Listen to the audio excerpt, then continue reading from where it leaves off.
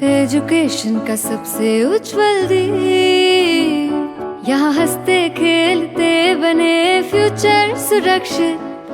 Alpha के छांव तले शिक्षा की लहर चले, कुछ कर दिखाने का सपना हर स्टूडेंट में पले। एजुकेशन का सबसे उज्जवल दीप, अल्फा विद्या संकुल, जहां हर स्टूडेंट को मिले एक ब्राइट। વેલકમ ફ્રેન્ડ્સ, લાસ્ટ લેક્ચરમાં મેં તમને એવું કીધેલું કે આપણે આવતા લેક્ચરમાં પિક્ચર ડિસ્ક્રિપ્શન સમજશું, પણ એના માટે થોડુંક અમે પ્રિપેરેશન સોફ્ટવેર ઉપર કરીએ છીએ કે પિક્ચરને સ્ક્રીન ઉપર લાવી શકીએ, પછી સાઈડમાં હું તમને એમ કે કેમ એનું વર્ણન કરવું એ શીખવું એવું પોસિબલ થાય, પછી આપણે એમાં આગળ વધશું. તો હાલમાં ટેન્સીસ પૂરા કર્યા પછી ખૂબ જ અગત્યનું અથવા તો સૌથી વધુ વેઇટેજ ધરાવતું, આખી પેપર સ્ટાઇલ 80 માર્ક્સની પેપર સ્ટાઇલ છે, એમાં સૌથી વધુ વેઇટેજ ધરાવતા ટોપિક્સ જેનું નામ છે લેંગ્વેજ ફંક્શન્સ, એટલે કે ગ્રામેટિકલ ફંક્શન્સ, જે 15 માર્ક્સનું વેઇટેજ ધરાવે છે. એટલે કે 15 માર્ક્સનો જે ભાગ છે પેપર સ્ટાઇલનો એમાં પૂછાઈ શકે. કેવા હોય છે લેંગ્વેજ ફંક્શન? શોઈંગ કોન્ટ્રાસ્ટ, એટલે કે વિરોધાભાસ દર્શાવવો. એક્સપ્રેસિંગ રીઝન, કારણ દર્શાવવું. એક્સપ્રેસિંગ કન્ડિશન, શરત દર્શાવવી. આવા બધા લેંગ્વેજ ફંક્શન્સ આશરે 20 જેટલા આપણે ભણવાના છે. આજે હું શરૂ કરીશ એની પહેલા તમને કેવી રીતે આ લેંગ્વેજ ફંક્શન પૂછાય આપણી પેપર સ્ટાઇલમાં, એટલે કે કુલ 5 વસ્તુ પૂછાય એની હું ડિટેલમાં વાત કરવાનો છું. પછી હું ટોપિક શરૂ કરીશ, એટલા માટે કે તમને જે ભણો છો એનું મહત્વ સમજાય.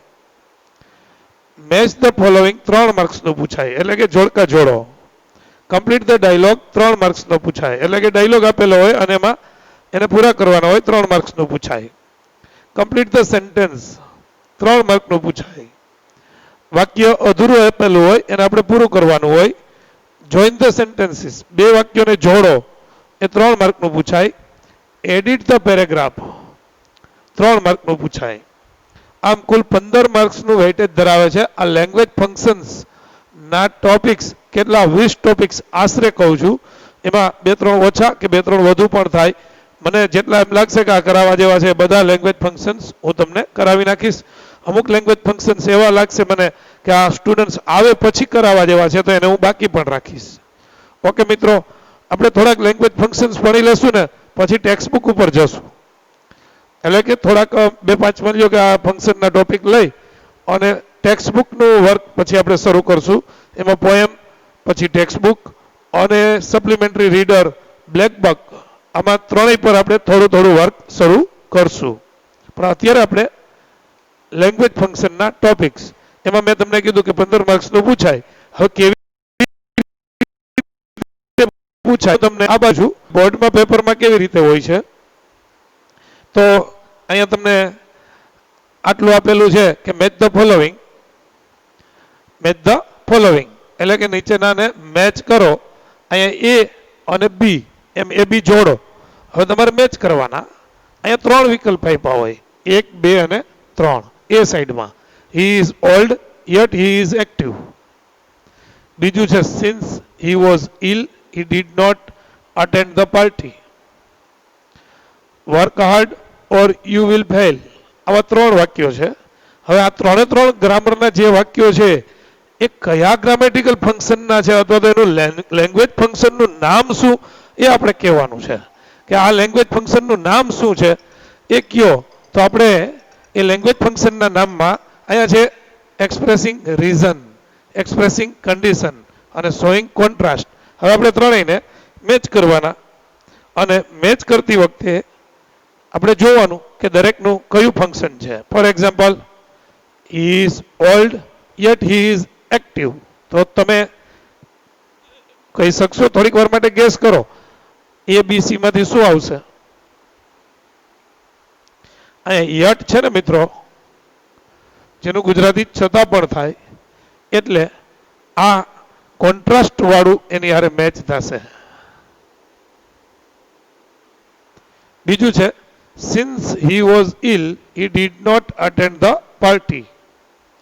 આમાં સિન્સ છે ને, અહીંયા સિન્સનું ગુજરાતી કારણ કે થાય, અને સિન્સ હોવાથી આપણે રીઝન સિન્સ એટલે કારણ કે તો ફંક્શન એનું રીઝન આવશે અને work hard or you will fail શરતનો ભાવ બતાવે છે કારણ કે ઓર અધરવાઇઝ હોય અથવા ઈફ અનલેસ હોય તો એ કન્ડિશન કહેવાય, એક્સપ્રેસિંગ કન્ડિશન. જસ્ટ મારે કહેવાનું એ છે કે આ બાજુ સેન્ટેન્સ આપેલા હોય અને આ બાજુ એના ગ્રામેટિકલ ફંક્શન આપેલા હોય જે આપણે મેચ કરવાના હોય છે. બીજો ક્વેશ્ચન પૂછાય કમ્પ્લીટ ધ ડાયલોગ 3 માર્કનો, જે હું તમને અહીંયા સમજાવીશ કે અશોક એના મિત્રને રમેશને કહે છે કે why did your father scold you, તારા પિતાજીએ તને શા માટે ઠપકો આપ્યો. હવે રમેશ જે વાક્ય બોલવાનો છે ને એ અહીંયા નથી આપેલું, એ નીચે 4 વિકલ્પમાં આપેલું હોય અને રમેશનો જે રિપ્લાય હોય ને એ તમારે સિલેક્ટ કરવાનો, પણ આ ફંક્શન બતાવતું હોય ને એવું સેન્ટેન્સ લેવાનું. ફોર એક્ઝામ્પલ એક્સપ્રેસિંગ રીઝન છે અહીંયા, તો કારણ દર્શાવતું વાક્ય હોય ને એ લેવાનું.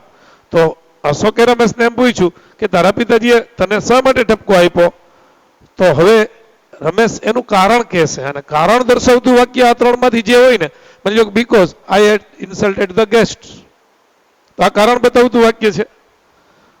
આ એકઈ નથી, આ ધોવાળું છે, અહીંયા એન્ડ છે, અહીંયા ઓર છે, માત્ર આ એક જ વાક્ય એવું છે. તો તમારે આને સિલેક્ટ કરવાનું હોય, એટલે કે જવાબમાં એ કરીને because I had insulted the guest એમ લખવાનું હોય, એટલે તમને 1 માર્ક મળે. આ 4 ઓપ્શનમાંથી આ એમસીક્યુ પ્રકારનો પ્રશ્ન પૂછાય. આમાં 3 એમસીક્યુ આપેલા હોય, પહેલું આવી રીતે, બીજું આવી રીતે, ત્રીજું. કુલ 3 માંથી તમારે આ 4 ઓપ્શન આપેલા હોય એમાં સિલેક્ટ કરવાનું, એ 3 માં 3 લખો એટલે 3 માર્ક્સ આવે. હવે આગળ અહીંયા હું તમને બીજું શું પૂછાય આગળનું એ કહીશ, આપણે જોતા જઈએ. આપણે 2 વસ્તુ જોઈ, એક મેચ ધ ફોલોઈંગ અને કમ્પ્લીટ ધ ડાયલોગ. હવે ત્રીજું તમે ખબર જ છે તમને, કમ્પ્લીટ ધ સેન્ટેન્સ છે. શું છે? Complete the sentence.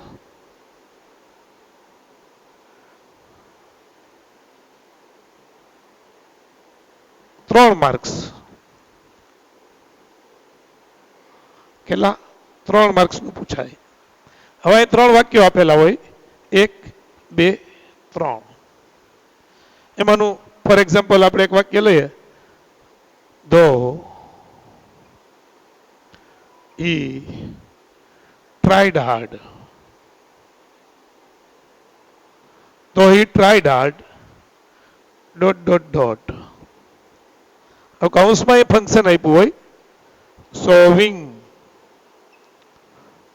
Contrast. Showing contrast.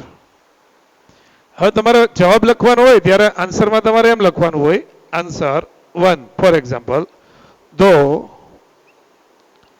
he tried hard, he tried hard, comma. હવે અહીંથી મારે વાક્ય પૂરું કરવાનું છે ને, પણ કોન્ટ્રાસ્ટ વિરોધાભાસ દર્શાવતું હોય ને એ વાક્ય મારે બનાવવાનું છે કે તેણે સખત મહેનત કરી છતાં પણ તે નિષ્ફળ ગયો, તે નાપાસ થયો. he failed in the exam. he failed in the exam. અથવા હું અહીંયા he did not succeed, આવું વાક્ય પણ બનાવી શકું. પણ મારે આનાથી આ વાક્ય વિરોધાભાસી વાક્ય બનાવવું પડે, કારણ કે મને એમ કીધું છે કે કોન્ટ્રાસ્ટ વાળું વાક્ય બનાવો અને એમાં ધો આપી દીધું છે, એટલે હવે મારે ફરજિયાત આ ફંક્શન આવતું હોય એવું બનાવવું પડે. હવે માની લો કે બીજું વાક્ય આપ્યું હોય કે he did not attend, he did not attend the party. he did not attend the party ... અહીં આપ્યું હોય expressing reason. તો હવે જવાબ હું કરાવીશ આ રીતે, he did not attend. પહેલું વાક્ય મારે એમને મત લખી નાખવાનું છે attend the party. હું બીકોઝ ઉમેરીશ કારણ તો કે મારે રીઝન વાળું વાક્ય લખવાનું છે. Because he was ill. અહીંથી જવાબ પેપરમાં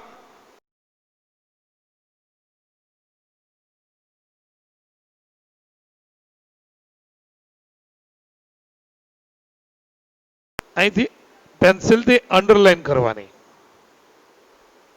અહીંયા પેન્સિલથી અંડરલાઈન કરવાની. જવાબ જે લખો હોય પણ જવાબ પેપરમાં જેટલો આપણો જવાબ હોય ને વાક્યમાં આપણે જેટલું ઉમેર્યું હોય ને એટલામાં આપણે પેન્સિલથી અંડરલાઈન કરવાની, જેથી કરીને પેપર ચેકરને સપોર્ટ થાય કે એને જવાબ અહીંથી ચેક કરવાનો છે. જેટલું આપણે પેપર જોવામાં સરળ બનાવીએ ને એટલો જ પેપર ચેકર છે એ ખુશ થાય અને એટલે જ આપણને એની ઉદારતાનો લાભ મળે.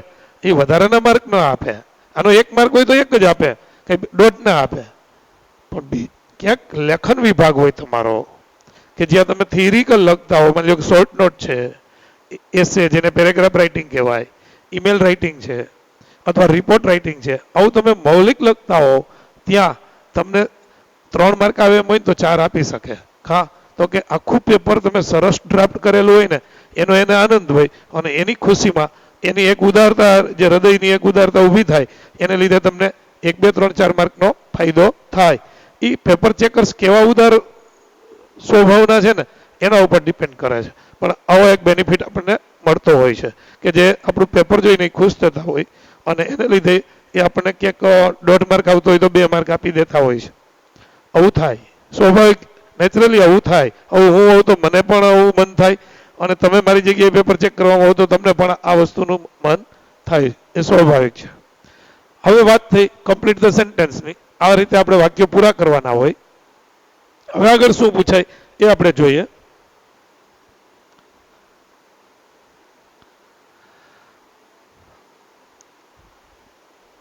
આવી રીતે કમ્પ્લીટ ધ સેન્ટેન્સ 3 માર્કનું માની લો કે પૂછાય. પછી આપણે આ જોયું 1, 2, 3. હવે join the sentences. Join the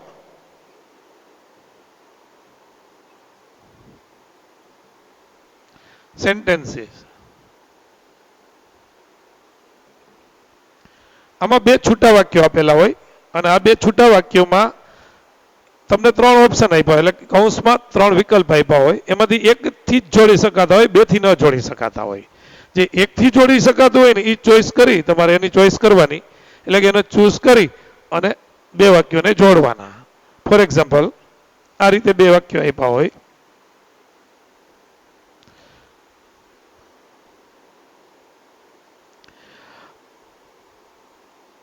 Run fast. You will miss the train. ઝડપથી દોડો, તમે ટ્રેન ચૂકી જશો. કૌંસમાં 3 શબ્દો હોય. Because,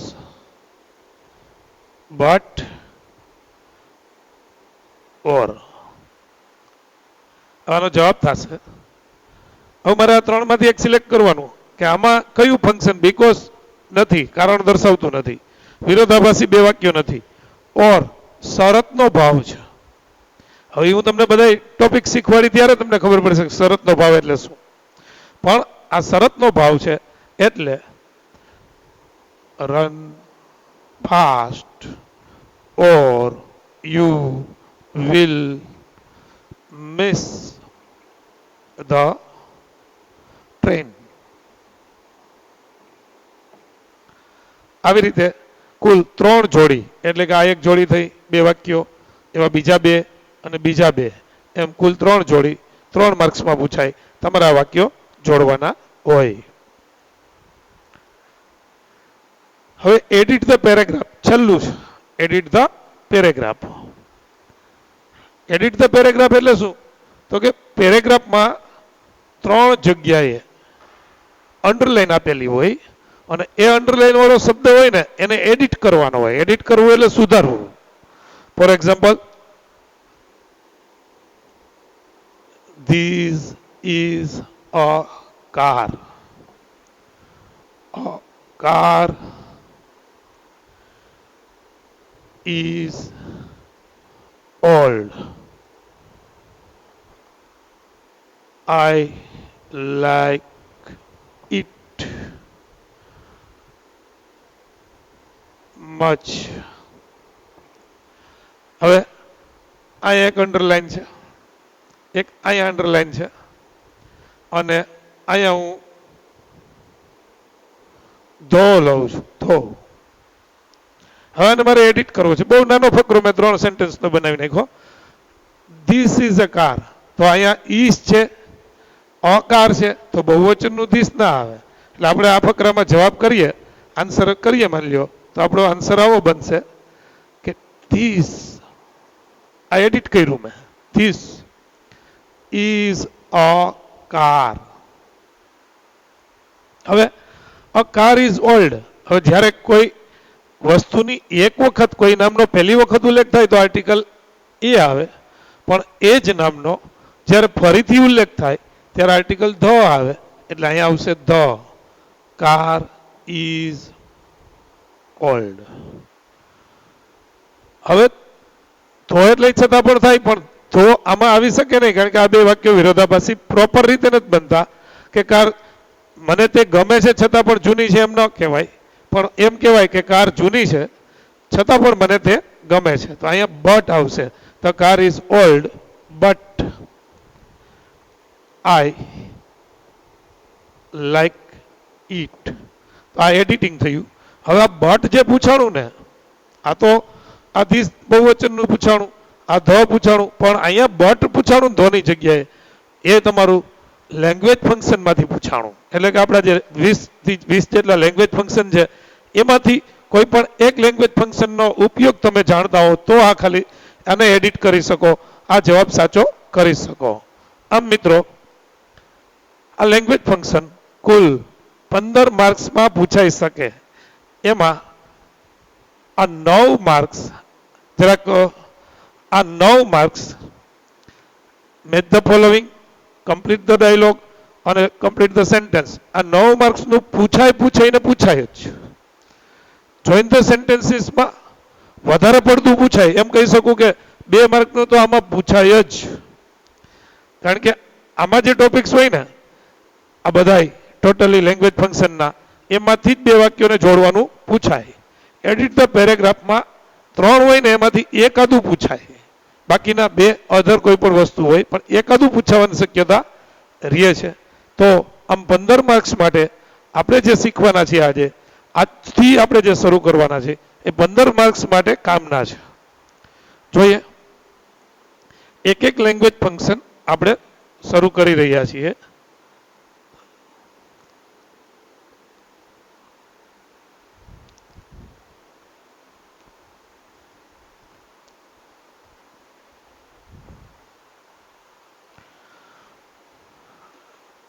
પહેલું આપણે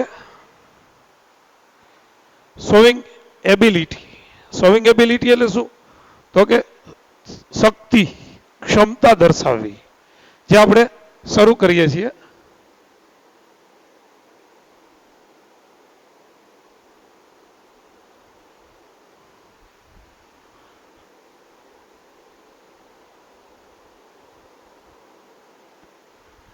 શોવિંગ એબિલિટી પહેલું ફંક્શન લેંગ્વેજ ફંક્શનમાં ફર્સ્ટ આપણે અહીં નંબર પણ આપીએ.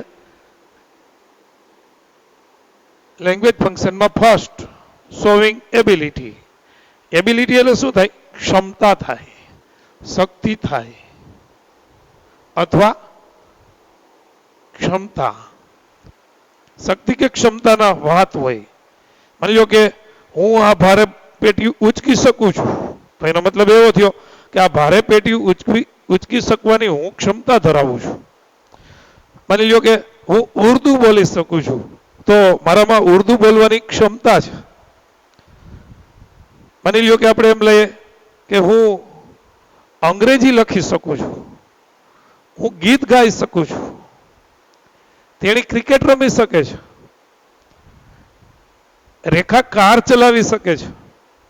આ બધી એમાં કંઈક ક્ષમતાઓ રહેલી છે દરેકમાં, એના ઉદાહરણો છે. આનું અંગ્રેજી કરીએ એટલે શોઈંગ એબિલિટી ફંક્શન વાળા વાક્યો બને. હવે ક્ષમતા આપણે વર્તમાન કાળમાં દર્શાવી શકીએ અને ભૂતકાળમાં પણ દર્શાવી શકીએ.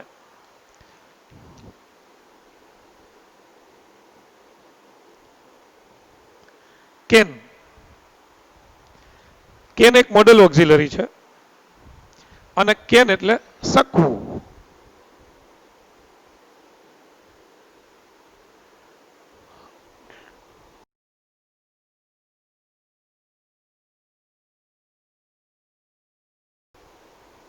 ક્ષમતા કે શક્તિ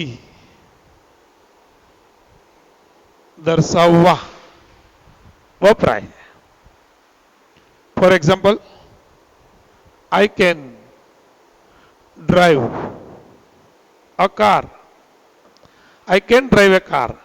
હું કાર ચલાવી શકું છું. તો આની વાક્ય રચનાને બરાબર જુઓ. કરતા, મોડલ, ક્રિયાપદનું મૂળ રૂપ, કર્મ, અધર વર્ડ્સ હોય તો આવે. આવું છે કરતા, આવું છે મોડલ, આવું છે ક્રિયાપદનું મૂળરૂપ, કર્મ, અન્ય શબ્દો હોય તો આવે. આ એની વાક્ય રચના છે કે પેલા કરતા, પછી મોડલ, પછી મૂળરૂપ, કર્મ અને અન્ય શબ્દો. બીજું વાક્ય, તમે ઉર્દુ બોલી શકો છો. You can speak, you can speak Urdu. You can speak Urdu. તમે ઉર્દુ બોલી શકો છો. ત્રીજું, રેખા અંગ્રેજી લખી શકે છે. Can write English. આ બધામાં કેન પછી ક્રિયાપદનું મૂળરૂપ આવે છે. તો આ એની વાક્ય રચના થઈ અને આ એના એક્ઝામ્પલ થયા. આ વર્તમાન કાળમાં કોઈ કરી શકવાની વાત છે. હવે આ જ વસ્તુ ભૂતકાળમાં પણ હોય. ફોર એક્ઝામ્પલ, ભૂતકાળનું ઉદાહરણ લઉં. આને જ ઉતરાણીને ભૂતકાળમાં ફેરવું તો હું કાર ચલાવી શકતો અથવા હું કાર ચલાવી શક્યો. તો I could drive. I could drive a car. કેનની જગ્યાએ શું આવી ગયું? could આવી ગયું. અહીંયા શું હતું? કેન. અહીંયા શું છે? could. આ વર્તમાન કાળ બતાવે, આ એનું ભૂતકાળ છે. ભૂતકાળમાં કોઈ ક્રિયા કરી શકતો અથવા કરી શક્યો એમ કેવું હોય ત્યારે મોડલ could પ્લસ મૂળ રૂપ આવે. જ્યારે વર્તમાનમાં હું કંઈ કરી શકું છું એમ કેવું હોય તો મોડલ કેન પ્લસ મૂળ રૂપ આવે છે. એવા બીજા ઉદાહરણ આપણે ફેરવી નાખીએ. પાંચમું છે યુ કેન સ્પીક ઉર્દુ. તો યુ કુડ સ્પીક ઉર્દુ. છઠ્ઠું છે રેખા કેન રાઇટ ઇંગ્લિશ. તો રેખા could write English. Rekha could write English. આ કેન એના સિમિલર તરીકે આપણે ટુ બી એબલ ટુ ને પણ વાપરી શકીએ. ટુ બી એબલ ટુ, જેના હું આ જ એક્ઝામ્પલમાં તમને ટુ બી એબલ ટુ કેમ વાપરવું એ શીખવું છું. જોજો. કેન વાળી વાક્ય રચનામાં શું હોય? કરતા હોય, પછી કેન હોય, પછી ક્રિયાપદનું મૂળરૂપ હોય, પછી કર્મ હોય, અન્ય શબ્દો હોય. આ જ વાક્ય રચનામાં હું ટુ બી એબલ ટુ વાપરીશ તો કરતા, પછી એમ is are plus able to plus મૂળરૂપ પ્લસ કર્મ પ્લસ અન્ય શબ્દો. હવે તમે આ બેનો ડિફરન્સ ચકાસો. કેનમાંથી હું કેમાં ફેરવી રહ્યો છું? ટુ બી એબલ ટુ, જેનું ગુજરાતી શકવું જ થાય. પણ આ એક ફ્રેશ છે ટુ બી વાળો, એનાથી નહીં તમે કેન વાળી વાત કરી શકો, એટલે કે ક્ષમતા કે શક્તિ દર્શાવી શકો. ફોર એક્ઝામ્પલ જોજો, અહીં કેન આપ્યું છે અને એના પછી ક્રિયાપદનું મૂળરૂપ આપ્યું છે. હવે મૂળરૂપ તો આર્યું, આ મૂળરૂપનું મૂળરૂપ છે, પણ કેનની જગ્યાએ to be able to be able to, કેનની જગ્યાએ ટુ બી નું રૂપ અને એબલ ટુ મુકાણું છે. હવે ટુ બી નું રૂપ વર્તમાન કાળનું એમ ઇઝ આર માંથી આવે. એનું કારણ તો કે કેન છે એ વર્તમાન કાળનું રૂપ છે, જ્યારે કુડ છે એ ભૂતકાળનું રૂપ છે. હવે માની લો કે વાક્ય આપણે લઈએ, પેલું ઉદાહરણ કે I can read English. I can read English. હવે આને મારે એબલ ટુ માં ફેરવવું છે, તો એબલ ટુ માં ફેરવીશ તો આઈ અને ટુ બી નું રૂપ આઈ ની હારે શું આવશે? એમ. એબલ ટુ આટલું મારે લઈ લેવાનું. આ ખુદની જગ્યાએ ટુ બી નું રૂપ એમ ઇઝ આર માંથી એમ, આઈ ની હારે એમ આવે એટલે એબલ ટુ. હવે ક્રિયાપદનું મૂળ રૂપ છે તો મૂળ રૂપ લઈ લેવાનું, રીડ ઇંગ્લિશ. પણ જો ભવિષ્યકાળનું વાક્ય હોય, સોરી ભૂતકાળનું વાક્ય હોય, સી કુડ કુક ફૂડ, તેની ખોરાક રાંધી શકી, એટલે કે રસોઈ બનાવી શકી. હવે આ ભૂતકાળમાં છે, તો મારે આ કેનનું એમિઝાર થાય એમ કુડ હોય તો વોઝવેર લેવાનું. શું લેવાનું? વોઝવેર. કારણ કે ભૂતકાળ છે તો ટુ બી ના મારે ભૂતકાળના રૂપ લેવા પડે. તો સી સિનિયર વોઝવેર માંથી શું આવે? Was able to cook food. She was able to cook food. આમ મિત્રો સિમ્પલ હું તમને જે કહેવા માંગુ છું એ ફાઇનલ લખી અને આ ટોપિકને આપણે પૂરો કરીએ.